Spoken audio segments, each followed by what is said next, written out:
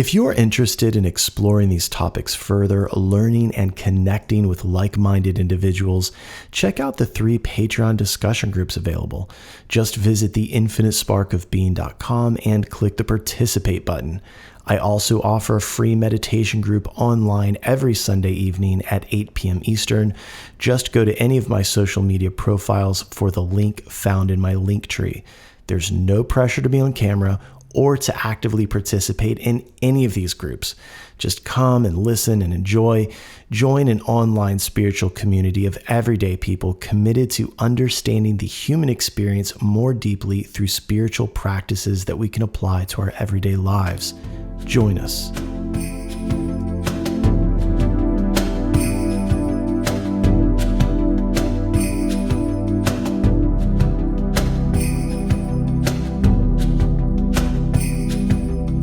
Welcome to the Infinite Spark of Being podcast. My name is Keith Welsh, and today I'm going to talk a bit about the holiday season and why it can be so difficult.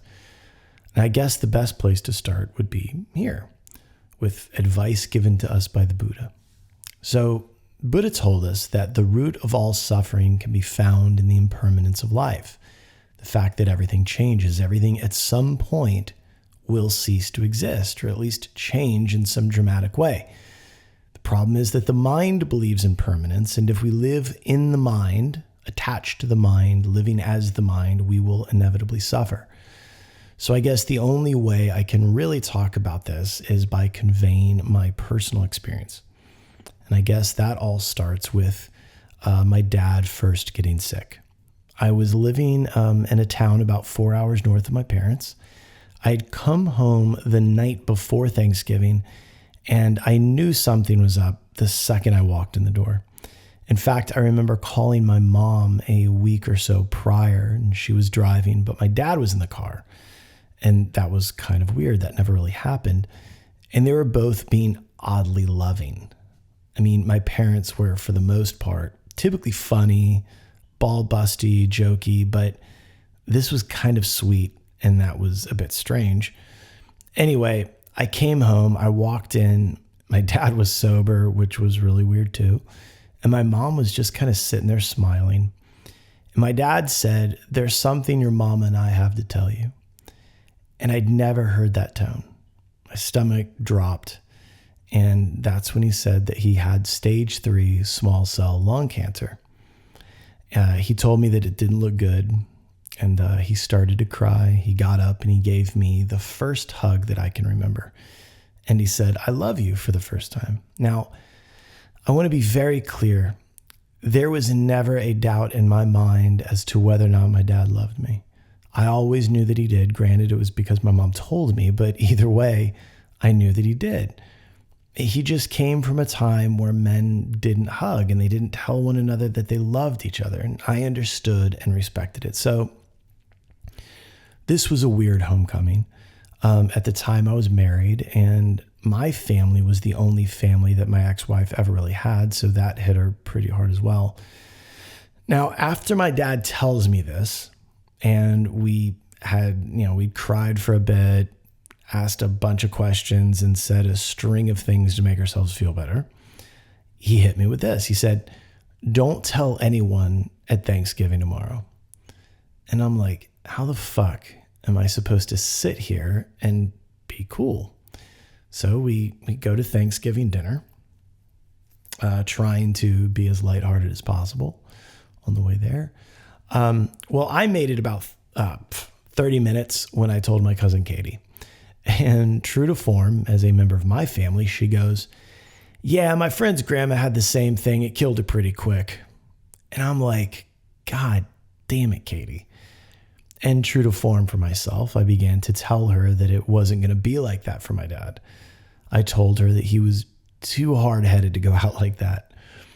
And you see, my sense of entitlement isn't exactly entitlement. It's a positivity that comes across as entitlement and cockiness, but it extends to everything in my world, not just myself. Anyhow, it turned out that I was right.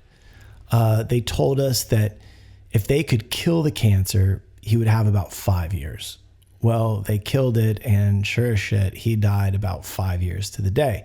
So I tell you that to tell you this. The body is a clock and grief has layers. There's an intellectual understanding when it comes to grief that we can work with through a spiritual lens, and this is done with the divine mind. What this means is that we can apply our spiritual knowledge to grief, and while it's necessary and vital to do so, there is still the grief of the body, and the grief held in the body is elaborated upon by the conscious mind. Remember, the divine mind is the superconscious mind. It's the mind of the higher self, the soul. However, the conscious mind is the mind of the body. It's the thoughts of the scared small self. These are thoughts. They're just as crucial as the divine mind when it comes to our spiritual development. But grief is one of the most important experiences we have in the human incarnation because it expresses the permanence of impermanence. I can't believe you're gone. You were just here. Now, when it comes to the concept of the body having a clock, it looks like this. These reality transforming rites of passage, like the death of loved ones, are a big deal.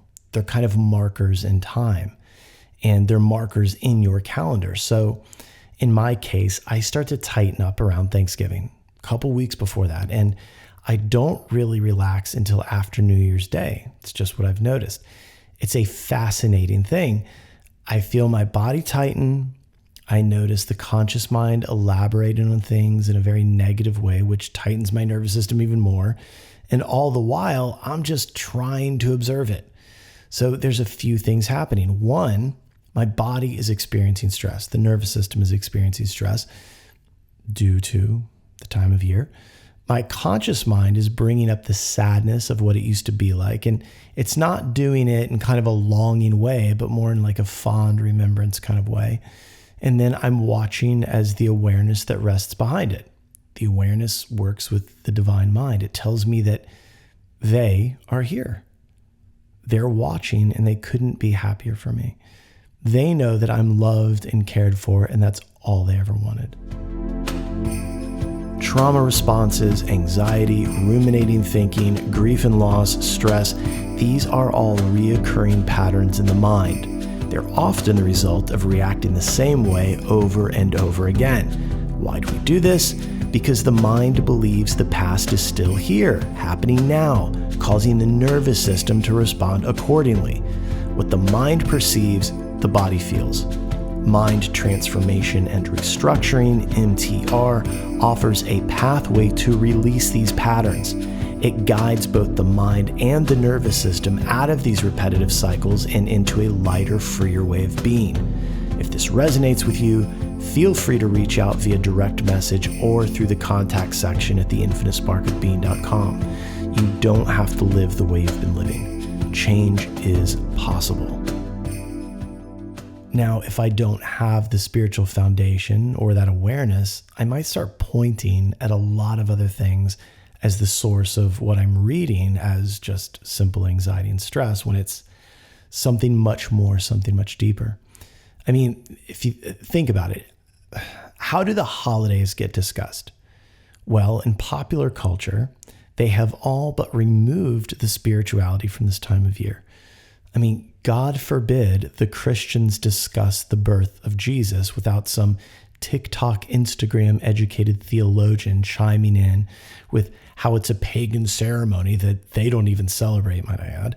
You fucking sour shit. Yeah, and also, you ever notice how suddenly every know-it-all within your orbit becomes like an expert on fucking paganism after being on YouTube for an hour where they're really sitting there just trying to remember all the talking points so they have something they can fire off at their parents and their relatives at the dinner table, and remember, they're just trying to have a nice time. They're trying to just have a good dinner without this snot-nosed shit trying to correct the entire culture. That's a digression on my part. Anyway, instead, everyone just talks about capitalism, how stressful the holidays are, and how they just want it to be over. And this is something that I've been truly guilty of in the past, but I did it because it hurt so fucking bad to think of the reality of my loneliness and heartache. I missed my mom and dad. And before that, I was in a marriage that neither one of us cared about anymore. And after that, I was in a long-term relationship where we were both just kind of stagnantly there. And both of those things also kind of took a shit on the holidays. So the holidays are hard. Now, when I was a kid, I loved them. It was a time of year that I got to see all of my family and family friends, and they're people I just didn't get to see all year. So Thanksgiving was at my Aunt Jerry's house, and the women would sit inside and cook, and the men were outside in the driveway talking shit, and I'd bounce between the two. And Christmas Eve was with my dad's parents, and that's when I got the best toys because my grandmother thought the sun shined out of my ass. And sometimes I'd see those cousins, sometimes not, but they just weren't as tight as the Corbetts on my mom's side. Christmas morning was awesome as well. I'd have that with my parents, and my dad was always a little hungover because he and his best friend Paul Perry would get drunk and stay up late building He-Man castles, bicycles, go-karts, and Ewok villages. But then that morning, neighbors, my dad's parents, some other relatives, they would all come over for breakfast, some family friends. And then after that, we'd go to my grandma Corbett's house. And that was my mom's family. And they were the fun rednecks. And I saw all my cousins on that side, and I saw them all a lot. They were all like my sisters, and I never got sick of them. We had a blast. We're still close. Then Christmas night, my mom and I would go to Aunt Barbara and Uncle Joe's house, and they lived across the water from us. They were not my genetic family, but we were very close, so I called them aunt and uncle. And that would be like my mom's friends that she used to work with, and those were people that they were like buddies of hers. But I liked to go because Uncle Joe and Aunt Barbara were divers, and they were so much fun, and they always had cool shells and stuff like that. Then on New Year's Day, we'd have a cookout, and it would always be at our house. And later on, it would be out at Lake Okeechobee where my parents lived. And that's when family and friends would all show up and ride airboats and just kind of raise hell and have fun. But over time, so real quick, but we all have these this holiday timeline, right?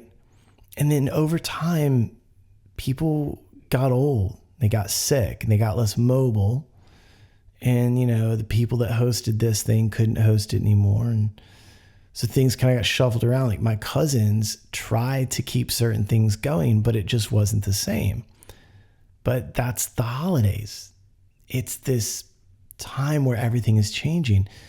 So when I was young, it was amazing. Those were important times for me. I learned about closeness. However, I didn't realize that that's what I was learning until it was too late. But that was the lesson. Over time, the elders died. And then we became the elders, but we didn't know what they knew. Or at least we didn't have the ferocity to maintain it the way they did. I don't know. But the holidays are just the season of change. They bring on grief in the body, grief in the mind. And those of you that aren't familiar with that, don't worry. You will be. We all go through it eventually. In the past, you guys heard me talk about some pretty dark stuff around my birthday of the holidays. And I'd say the people that loved me the most are dead. But in the last year, things have changed. In last holidays, it was a little better, and then this year it's a lot better. And I feel that my parents are relieved. All my mom ever wanted was for me to be loved and cared for. And right now she's very happy. So this year, the holidays are hard, but at the same time, they're beautiful. And they've been a constant reminder of just everything that I have to be grateful for. The holidays are a reminder of the constant state of change. If you're living with both feet in the material world, that can be impossible to contend with. However, if you can live a little closer to the mystical, to the soul, then you see the spiritual growth that only comes from facing the pain of impermanence and giving a bow of gratitude. So this year, for me, the holidays are about spiritual growth. and a dedication to the path of the mountain. It's about letting go of old ideas, old practices, and things that no longer serve me, and taking up fresh perspectives and beliefs that will only enrich my experience of the human birth. So with that, Merry Christmas. I love you, I love you, I love you. We've been everything to each other. You've reminded me, and now I'm reminding you. Thank you, thank you, thank you. If you enjoyed this content and would like to support its creation, visit theinfinitesparkofbeing.com. There you can explore the various ways to get involved and support this work. Click the About button, read a little bit about me, and see what I have to offer you through the one-on-one sessions. Don't forget to check out the Patreon tiers, where we're building a community of everyday people with not-so-everyday interests. You'll also find the online apparel store. And as always, head over to the Participate button and join us. Together, we're growing a community of spiritual seekers just like you.